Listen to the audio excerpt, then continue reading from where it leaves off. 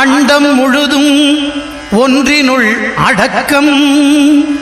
அதுவே ஆனைமுகமெனும் ஓங்கார விளக்கம்.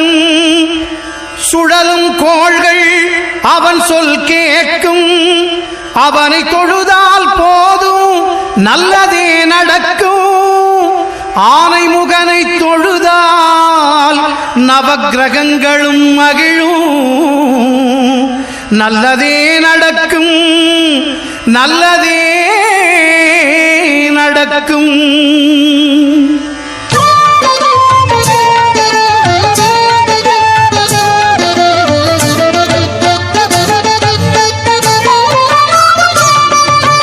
ஒன்பது கோளும் ஒன்றாய் காண அங்கு கற்பகம் என்னும் கடவுள்